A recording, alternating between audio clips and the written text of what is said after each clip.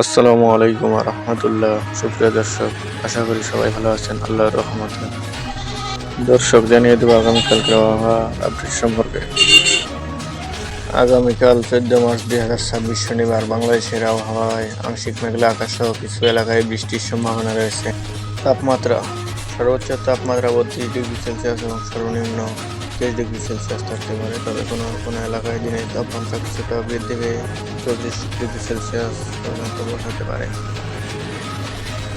বৃষ্টির সম্ভাবনা: দেশের বিভিন্ন স্থানে বিক্ষিপ্তভাবে বজ্রসহ বৃষ্টির সম্ভাবনা রয়েছে।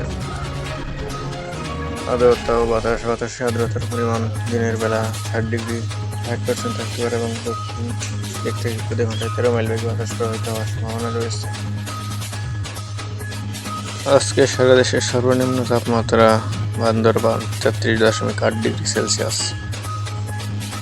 দর্শক, ভিডিওতে লাইক কমেন্ট শেয়ার করুন আর নতুন আবহাওয়ার আপডেট পেতে চ্যানেলটি সাবস্ক্রাইব করে পাশে থাকুন। ধন্যবাদ।